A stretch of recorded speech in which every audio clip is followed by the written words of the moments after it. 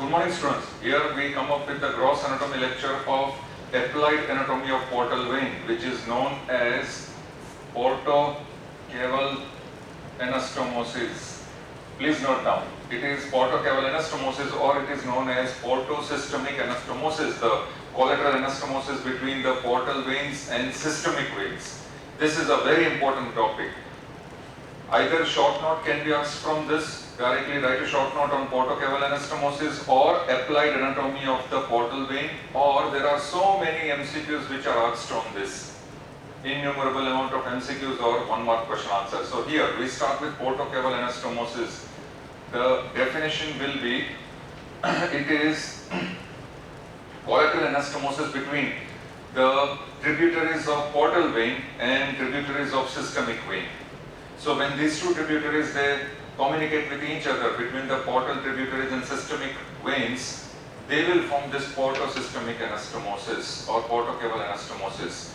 Now we have to understand the various sites, the positions, the anatomical landmarks where these portocaval anastomosis takes place. So definition is over. Now we come to the second point, that is the sites. This is the main point. Sites is the main point in portocaval anastomosis. You go accordingly. So therefore, we start with number 1. Here we will follow these numbers. Number 1, the first site, lower end of esophagus. Please mention lower end of esophagus. Please note down. At the lower end of esophagus. Now here, if I simply draw the lower end of esophagus, if I show here, this is the esophagus, I will just write down, this will be the esophagus lower end. Here, the esophageal tributaries of left gastric vein. So therefore, if I draw here, these are the esophageal tributaries of left gastric vein. Please note down, esophageal tributaries of left gastric vein. Please note down, they will communicate with that of the systemic veins, but with systemic veins, esophageal tributaries of hemiazygous vein. So here, this will be esophageal tributaries of hemiazygous vein. So this communication at the lower end of esophagus is a communication between, now esophageal tributary of left gastric vein, this belongs to portal vein or portal system. It communicates with the esophageal tributaries of hemiazygous vein, which belongs to systemic vein. So therefore, this is the first site of portocaval anastomosis or portosystemic anastomosis, but the names you have to remember, esophageal tributaries of left gastric vein belonging to portal system will communicate with esophageal tributaries of hemiazygous vein belonging to systemic veins. Now here, if there is portal obstruction here at this site, lower end of esophagus, what will happen will be these veins, communicating veins, will be dilated, and the condition that will be produced because of portal obstruction at the lower end of esophagus will be known as esophageal varix. So please note down, the condition which can be produced will be esophageal varix, or it is called esophageal varices. 1 mark question answer, what is esophageal varix or what are esophageal varices? And the name of these tributaries, often asked in 1 mark question answer, name the tributaries of portocaval anastomosis at the lower end of esophagus. So site number 1 for portocaval anastomosis is over. Now site number 2. In the site number 2, please mention lower end of rectum and anal canal. So here I am going to write lower end of rectum as well as anal canal. How do we remember? With the help of line diagram. Very simple. So therefore here, we show here, let us show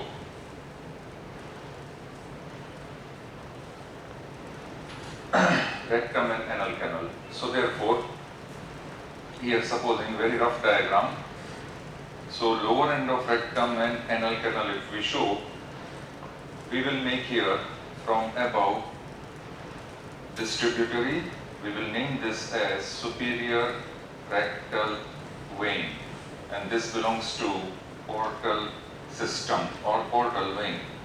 This will anastomose with that of the tributaries coming from below, and these tributaries, we can mention this as middle rectal vein or inferior rectal vein. Please mention these two tributaries, these two veins. From below, middle rectal vein and inferior rectal vein, and both of them, they belong to systemic veins, systemic circulation. So therefore, at the lower end of rectum and anal canal, there will be communication between superior rectal vein and middle and inferior rectal veins. Portosystemic communication. Now here, if there is portal obstruction at this side, in the lower end of rectum anal canal, portal obstruction, what will happen? In such cases, there will be dilated or distended segments of superior rectal vein. And where will these distended segments appear in superior rectal vein appear? They will be appearing in the longitudinal anal columns. So therefore, there will be dilated or distended segments of superior rectal vein, which will be known as internal rectal piles. So therefore, in cases of portal obstruction, internal rectal piles will develop. So if there is portal obstruction, then at the lower end of rectal and anal canal, there will be distended segments of superior rectal vein, which will be known as the internal rectal piles. Just as esophageal varices or esophageal varix, here this is known as the internal rectal piles. But communication is between superior rectal vein belonging to portal system and middle and inferior rectal vein belonging to systemic veins. Now, going on, very simple. Please come on this side. So now we start with number 3. This is very interesting. Site number 3 for portocaval anastomosis is umbilicus. So if you take this umbilicus and if I draw here, and I will write here umbilicus. At the umbilicus, there will be presence of these veins, which are known as para-umbilical veins. And para-umbilical veins, we know that they are belonging to the branches of portal vein. So therefore, para-umbilical veins present at the umbilicus. And here we will write this as para-umbilical veins. They belong to which system? Portal system. So it is called the part of portal vein. Para-umbilical veins which are present around the umbilicus, they will communicate with, see how interesting, the para-umbilical veins which are present around the umbilicus, which are a part of portal veins, will communicate with the following. How? They will communicate from above with superior epigastric vein and lateral thoracic vein. So therefore here I am going to write down superior epigastric vein and here lateral thoracic vein. These are the veins belonging to systemic system coming from above. From below there will be inferior epigastric vein and superficial epigastric vein. Please note down. So here I am going to write this as inferior epigastric vein, and here I am going to write this as superficial epigastric vein. Superficial epigastric vein. These are the veins belonging to systemic system from below. Then from lateral sides.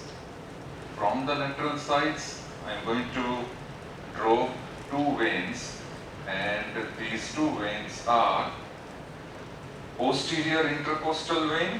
Please note down, posterior intercostal vein and lumbar veins, which are coming from the sides. So therefore, now Para-umbilical veins belonging to the portal system present around the umbilicus will communicate with the following systemic veins. Which are the following systemic veins? Two veins coming from above. That will be known as superior epigastric and lateral thoracic. Two veins coming from below, which will be known as inferior epigastric and superficial epigastric. Two veins coming from the sides, which will be known as posterior intercostal vein and lumbar veins. Now here, if there is portal obstruction, all these communicating veins will be dilated and they will appear as spokes of a wheel. As these communicating veins are dilated, they appear as spokes of wheel. Therefore, that condition here will be known as, in cases of portal obstruction, caput medusae.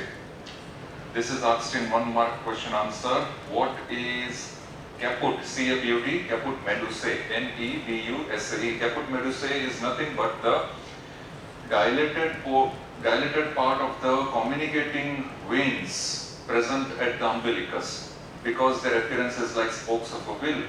And so that systemic anastomosis or portocaval anastomosis around the umbilicus will dilate in cases of portal obstruction, which will be known as caput medusae. But the name of these veins you have to remember. Only one vein participating from the portal system, that is para-umbilical vein, and innumerable amount of veins. So many veins which are participating in systemic circulation. Two from above, two from below, two from the sides. Remember the names. So site number 3 is over. First site was lower end of esophagus, second site was lower end of the rectum anal canal, and third site is umbilicus. Now fourth site. Here I will write down. The fourth site will be behind the peritoneum. Please note down. Behind the peritoneum. So behind the peritoneum, very interesting, there will be the splenic vein. Please note down, if I draw this, splenic, as well as various colic veins. So splenic vein and various colic veins. Here I will write down splenic vein, and these are various colic veins. Both of them belonging to portal system. So both of them are belonging to portal system. They will communicate behind the peritoneum. They will communicate behind the peritoneum with that of the left renal vein. So they will communicate with that of the, if I write here, this will be left renal vein.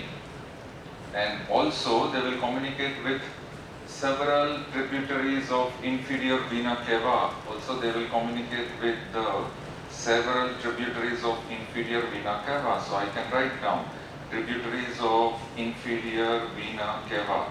So therefore, left renal vein and tributaries of inferior vena cava, they belong to systemic circulation, systemic veins. So therefore here I can write down systemic vein, both of them, the left renal vein as well as the tributaries of inferior vena cava. Now here, these splenic vein and colic veins belonging to portal system communicate with that of the left renal vein or the tributaries of inferior vena cava belonging to systemic veins behind the peritoneum with numerous small veins. How do they communicate? Through numerous small veins. And those veins, the numerous small veins, they are known as the veins of Retzius, R-E-T-Z-I-U-S. So this communication behind the peritoneum is brought about by numerous amount of smaller veins which are known as veins of Retzius, R-E-T-Z-I-U-S. So therefore, this is the fourth site of portocaval anastomosis behind the peritoneum. Now we come to the fifth site. Please come on this side. We will name the fifth site here. If I just rub it, and I can show the fifth site. Now site number 5.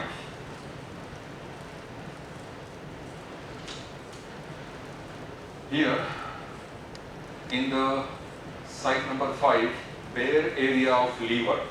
So therefore, the bare area of liver. What are the veins that will communicate? The bare area of liver will have communication between the portal radicals.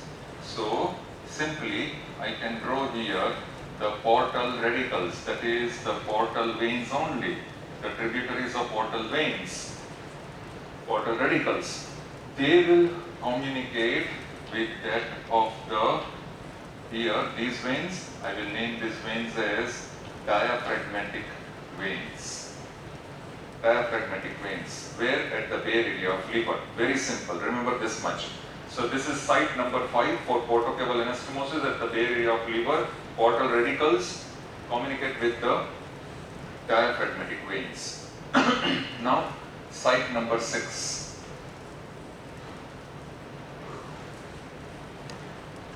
There will be falciform ligament. Falciform ligament which is present on the liver. The falciform ligament present on the liver. Here para-umbilical veins, so here I will show this para-umbilical veins, please note down, para-umbilical veins which are present in the falciform ligament and of course which belong to portal veins, portal anastomosis, that is the portal system. These para-umbilical veins in the falciform ligament will communicate with that of, once again, they will communicate with that of diaphragmatic veins. So here I will write down diaphragmatic veins, where in the falciform ligament. And this communication in the falciform ligament between the para-umbilical veins and diaphragmatic veins is also known as accessory portal system of Sappi. Please note down, this is also known as accessory portal system of Sappi. S-A-P-P-E-Y. What is accessory portal system of Sappi? It is a portocaval or portosystemic anastomosis in the falciform ligament of liver between para-umbilical veins and diaphragmatic veins. Simple. And now we come to site number 7. Now in the site number 7, please mention here the site which is known as the ligamentum venosum. So therefore, at the ligamentum venosum of the liver.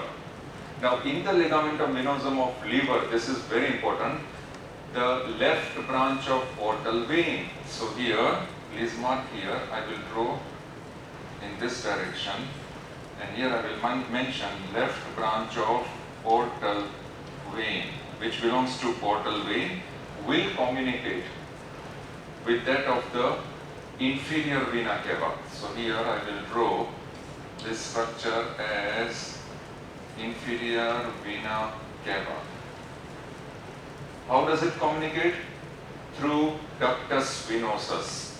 So I will draw this narrow duct and I will write here ductus venosus.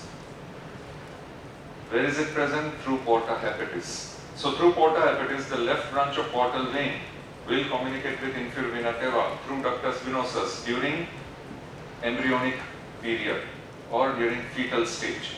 So this type of circulation is present during fetal stage. Then what will happen? After birth, this ductus venosus is converted into ligamentum venosum. So therefore, this is site number 7, which is present at the ligamentum venosum. And this is between the left branch of portal vein, which will communicate with the inferior vena cava through the ductus venosus. But after birth, the ductus venosus will close down, it is converted into ligamentum venosum. So 7 sites of portocaval anastomosis. Once again, I will go through. Number 1. Site number 1 will be lower end of esophagus. Site number 2 will be lower end of rectum and anal canal. Site number 3 is umbilicus. Site number 4 is behind the peritoneum. Site number 5 will be bare area of liver. Site number 6 will be falciform ligament of liver.